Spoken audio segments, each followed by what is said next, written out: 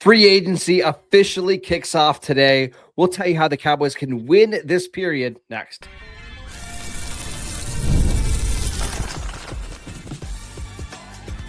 You are Locked On Cowboys, your daily Dallas Cowboys podcast. Part of the Locked On Podcast Network, your team every day. Welcome back to the Locked On Cowboys podcast, part of the Locked On Podcast Network, your team every day. We'd like to thank you for making us the #1 sports podcast network. I am your host, Marcus Mosher. He is Landon McCool. And on today's show, we're talking about free agency. The Cowboys are expected to be busier in free agency than at any point in my lifetime. We'll see if that actually becomes the case or not. But Landon, I jotted down some rules on how teams generally win in free agency because this is a big shift over the last 5 or so years. The old adage used to be that, good teams don't dabble in free agency and you're overpaying for good players. But I think in recent years, you kind of have to do well in free agency in order to win. And we see a team like Seattle last year not only go out and get their franchise quarterback in Sam Darnold. They bring in someone like Cooper Kupp to be their number 2 receiver. They signed DeMarcus Lawrence, and those moves help propel them to a Super Bowl win. It feels like it's more important than ever to win in free agency. Yeah, I mean, I think that the advantage here is that the teams that are able to safely dabble into free agency and get, low cost, medium to high impact players who can transform their team around the players that they acquire through the draft. I think it's just another tool in the belt, right? I think there has been a stigma around free agency, which I think has been earned to a large degree, because I think it's easy to go into the free agent spending period or be a team that plans to build their team exclusively through free agency, and then spend a whole bunch of money not getting the results you want. But I think, if you're able to follow kind of some basic guidelines and protect yourself a little bit, there are certainly bargains to be had, and it's a good way to kind of build your team, maybe especially around the edges and in the middle class of your team, without having to spend precious draft resources and take the risk of maybe getting someone that isn't an NFL player, right? Right. I think that's what you can get with free agency. So I came up with some rules, and I want you to give me your thoughts on these rules of rules how to win in free agency. Step 1, don't pay bad players thinking that they're suddenly going to become good players. I know that is not like the most profound statement in the world, but how many times have the Cowboys been burned by this, where we think our coaching is suddenly going to turn this bad player into a great player? I mean, the perfect example, and I know this wasn't technically free agency, but Kenneth Murray was last year, right? They traded a late round pick for Kenneth Murray. They thought, hey, this is a bad player in charge with the Chargers, a bad player with the Titans. Let's bring him into our defense with Matt Eberflus, the linebacker whisperer, and he'll suddenly become a different player. More often than not, that's not the case in the NFL. Players just don't suddenly get good overnight. Yeah, I think the problem here is the expectation problem, right? And specifically paying somebody to be something that they aren't, when instead of paying them to allow them the room to break out into being what you want, right? Because I do think that there is it's an okay principle to try to get somebody in free agency and think that maybe you have a better situation or that you can change the angles on that person's career, but you don't pay for production that person has never produced, right? And you don't pay a player like the player that you are hoping market value, basically, right? Yes, exactly. Like, market value for what that player has done. Yes, obviously potential comes with an extra cost, but don't pay the production price for potential, right? Like pay the lower price, and if he earns that extra bump, then eventually you can talk about that contract. But the Kenneth Murray deal was that we knew exactly who Kenneth Murray was this entire time, and you're still paying him at a level that would be a starter plus level, and he just hasn't been that player. So I agree. Like, if you're gonna pay for guys that you are projecting to be better, make sure that you are paying them at that rate and not the rate that you're projecting them into. Yeah, and Javonte Williams is a good example of the opposite side of this, right? Dallas paid him 1 year, $3 million last year. That is below average starting running back money, with the idea that he was going to be part of a running back by committee approach. He way out, exceeded that contract, but the Cowboys weren't paying him like he was going to be a 1,300-yard rusher because they didn't have that expectation, right? That's how you get good deals in free agency, is by signing guys, I think, on the lower end of their contracts or their deals, guys at the lower end of the expectations and having them outperform that. And there are going to be guys every year that you're buying low on because of the talent. I think the problem in the Kenneth Murray case is you weren't really buying low. You were paying him market value and you had to give up a draft pick. For the most part, that's a no-no. I'll give an example that it doesn't necessarily apply to the Cowboys this year, right? But Malik Willis feels like a guy that could definitely 100%. fall into this category where teams are just desperate for quarterback. And Malik has shown a couple of flashes and he's probably going to get 30 million plus. I mean, more than that on the free agent market, just based on potential. So yeah, again, it's okay to go chase potential. Just make sure you're paying appropriately for it. Well, and that leads me to my other, thing. You don't pay for past production. It's one of the keys of free agency. And I think this is something that a lot of football fans have a tendency to do, is they look at players that they know or names that they recognize, and you'll see a 30-year-old, guy that their team moved on and you sign him. And I think a good example is last year. If you remember, there was a lot of talk about the Cowboys being interested in guys like Cooper Kupp, DeAndre Hopkins, Keenan Allen. All of those guys were in their 30s. Keenan Allen, I think, averaged like 9 yards of reception this year. I think it's a general good rule of thumb to avoid 30-plus-year-old players, especially at skill player positions where speed is such an important part of their game. More often than not, those guys just don't pan out. Yeah, I mean, because again, like you said, they've had careers that they're looking for that last contract, right?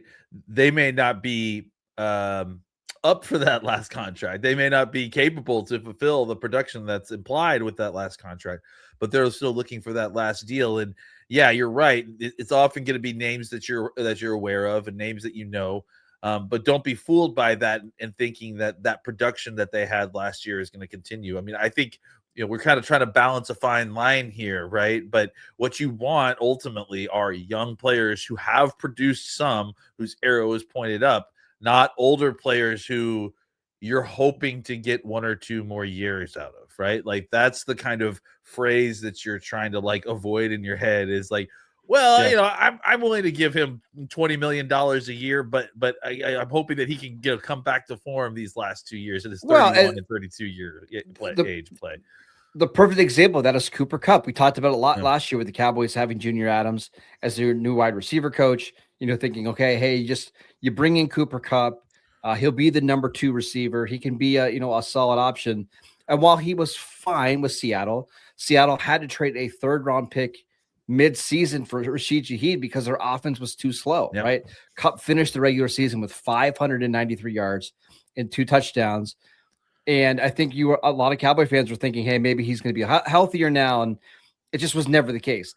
The Cowboys ended up missing out on Kupp. They traded for George Pickens, and that ended up obviously working out for them. And it seems like wide receivers, the position that it happens the most, is that everybody's trying to get that 1 year of Julio Jones or DeAndre Hopkins or Keenan Allen. Like we could go through the graveyard of all these receivers that change teams in their 30s just to avoid it, and you're going to be happier. Yeah, it's not like it's not possible to. I mean, obviously there are hits here. That's why people continue to do it. But there's 5 to 6 many misses for every hit, and it's really just not worth the risk. All right, let's talk about something called the Peter Principle. And if you're not familiar with that is, we'll tell you and how it applies to free agency next. This episode is brought to you by Indeed. Workplace chaos, deadlines stacking up, inbox overflowing, and the one person you have to hire is still sitting open. When the pressure's on and you need the right hire, this is a job for Indeed sponsored jobs. Indeed sponsored jobs help you reach the people who actually fit what you're looking for with skills, experience, location. So you're not just hoping that the right candidate suddenly stumbles across your posts. So if you're hiring, spend less time searching and more time interviewing candidates who check all of your boxes with Indeed sponsored jobs. And then listeners of this show will get a $75 sponsored job credit to help give your job the premium status that it deserves at Indeed.com/podcast. Just go to Indeed.com/podcast right now and support our show by saying that you heard about Indeed on this podcast. That is Indeed.com/podcast. Terms and conditions apply. Need to hire? This is a job for Indeed sponsored jobs. Welcome back to the Locked On Cowboys podcast. Free agency is here, and so are we. Get 1 month free of the Everydayer Club by using promo code free agency, no spaces, now through March 15th, and go ad free and keep this conversation going on Discord. Join the club at lockedoncowboys.supercast.com. All right, Lena, let's talk a little bit more about free agency. Are you familiar with the Peter Principle? Have you heard this before? Yes, I have. Okay. This is the idea that was based on a book, if I'm not mistaken. Yeah, from 1969. Yeah, where you get hired up to the point where you are incapable of doing work anymore, or something like that. Where you're only hired to where you have the start to fail, basically. Yeah, basically, and this happens a lot in free agency, right? Where you'll take a role player who was really good in that role, they'll hit free agency, then they'll get paid, and now suddenly they're expected to be something that they've never been before.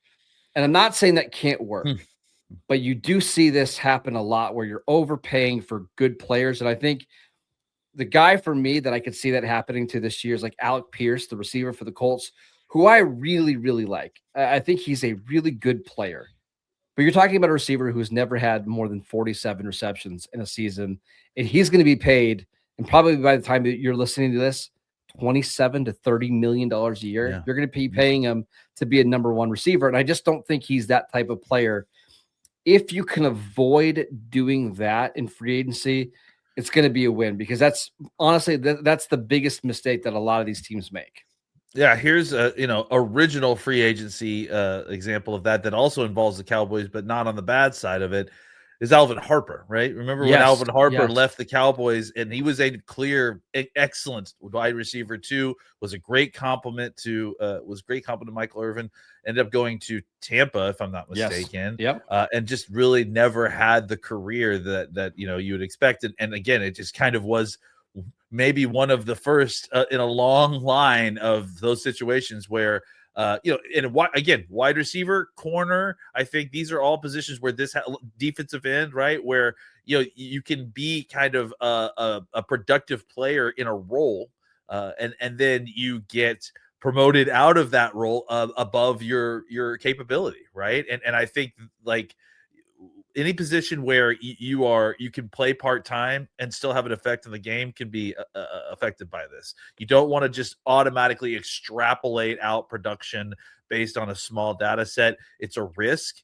I would say of the rules that we're going to kind of go over today, this is the one where I might risk the most in, but it's still extremely dangerous, right? Because like you shouldn't just assume that just because this guy had 4 sacks in 275 snaps, that he's going to have 8 snaps in 525 snaps, right? So it's just, not understanding what a player is and not assuming that they can do more with the higher role, and certainly not paying them so that they can do more at a higher role. And I think a good example for this last year was Kyer Elam. Again, not technically a free agent, but the Cowboys traded a draft pick for Elam. Elam was really good in Buffalo in 2024 as a number 4, number 5 corner that would come in spot duty. It was, just a solid backup. But whenever Buffalo brought him in to be a full-time starter, I'm sure everybody remembers the Chiefs game in the playoffs, he was a liability. The Cowboys brought him in because they thought, he's young, he could maybe, revive his career in Dallas. They make him a full-time starter, and it goes so poorly that he loses all of his confidence, and then they cut him halfway through the season. I think that's what you're trying to avoid here, is really promoting these guys up too many levels. I think if you're getting like a defensive lineman who's like the 6th or 7th defensive lineman on a team, and you're moving him up to like the 3rd or 4th, that's a little bit different, right? Yeah. But I think when you're going from backup to full-time starter, that's when things get hairy. Yeah, I mean, again, it's usually in situations where people are trying to squint to make free agent situations work when there's not enough supply for what they're looking for, right? They're like, I need a wide receiver one. Well, there isn't really any wide receiver ones in the market, but maybe this guy can do it. He's kind of done productive at a smaller scale.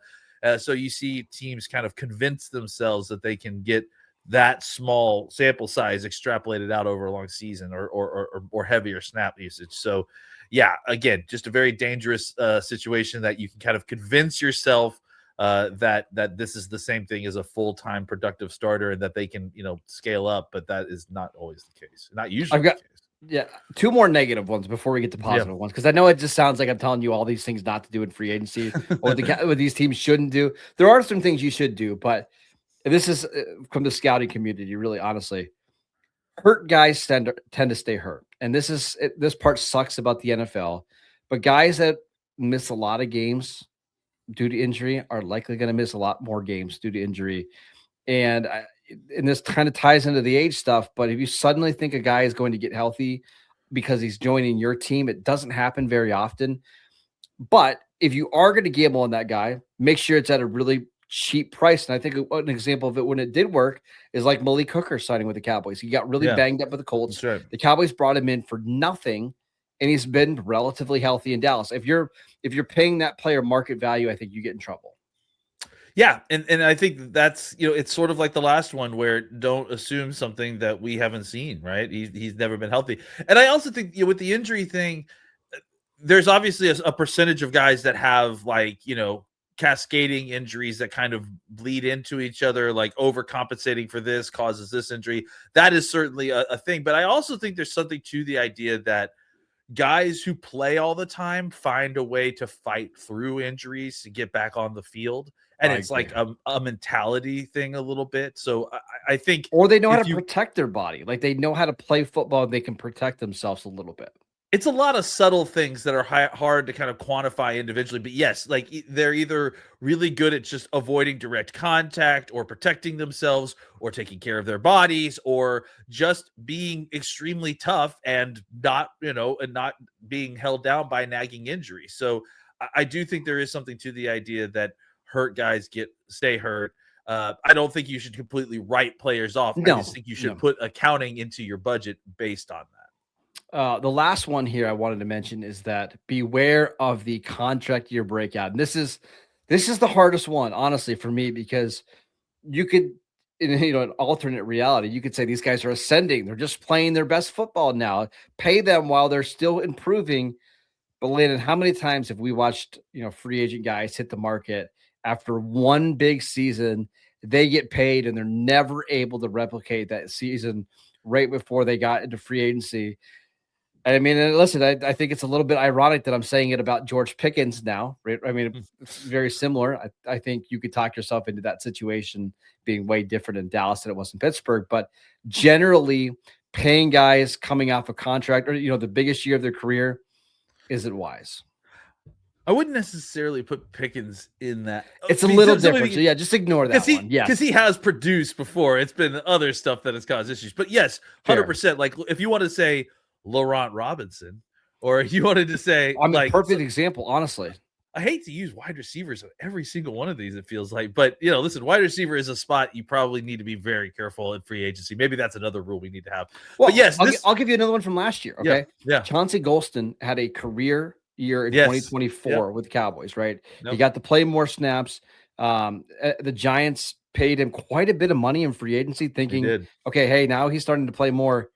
He was a healthy scratch for half the season for the Giants because he was never able to replicate that play. It happens more often than you think. He actually could qualify for one of the other ones too, because he had a very limited use case with the Cowboys and they were trying to expand his role and it didn't work very well. Yeah, honestly, this is the principle that is probably the most commonly associated with free agency, right? Because it is probably the most common blunder or whatever you want to call this that happens where and honestly I don't even want to call it a blunder because it's extremely difficult to parse, especially when you're talking about guys that are having their second contracts. It's extremely difficult to parse whether a fourth year player is breaking out or just having a great year because of a contract. So, Well, yeah, you know what's funny is like let's use Sam Darnold, who we used at the top of the show. He was yeah, coming off the best year of his career, and you would think, okay, this is a perfect guy to avoid. But what's funny about Darnold is because he had a really poor playoff game, his market ended up being way lower than I think anybody that's right. anticipated. So he didn't get this big bump coming off of a career year where he was going to make 40 or $50 million a year. I think he made 33 million, which made him like the 18th highest paid quarterback. Ended up winning a Super Bowl. So I agree with you. Like it's really, really hard to separate the guys that are ascending versus the guys that had that 1 year bump. And guys like Sam Darnold are always going to be the biggest rocks in our craw because we're Yeah. going to be using him as an example for 20 years as well. I mean, you could also get Sam Darnold, right? Correct. Because Yeah. like you said, at that point when he lost that game, I remember thinking, oh, he lost his shot to really make big money at this point. But now look at him, hoisting the Lombardi Trophy a year later. So sometimes these things work out, and they work out in ways you can't expect.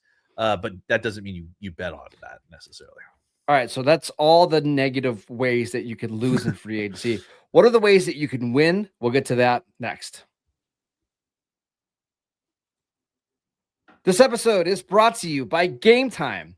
We live in a world where you can stream anything, order food in minutes, and carry supercomputers in our pockets. And yet somehow buying tickets to a live game still feels complicated. Hidden fees, jumping prices, endless steps. There's got to be a better way. And there is. And it's why I use the Game Time app. It gives the advantage back to the fans, and it makes getting tickets simple, whether it's NFL games, concerts, comedy events, whatever you're into. I just jumped on the app to check out tickets for an upcoming game. And honestly, it took me 2 minutes to find the exact seats that I wanted. You can spot zone deals where you pick a section and Game Time will pick the seats for extra savings. But my favorite part is that you see the price with all of the fees included. So there's no surprise fees at checkout. So take the guesswork out of buying tickets, download the Game Time app, create an account, and use promo code Locked On for $20 off your first purchase. Terms apply. Again, create an account, redeem promo code Locked On for $20 off, and download Game Time today. Welcome back to the Locked On Cowboys podcast. We'd like to thank you for making us your first listen every single day. All right, Landon, now that we got all the negatives out of the way, how do you win in free agency? Because it's a very important key to building a successful team and roster. What are some ways that you can build through free agency the correct way?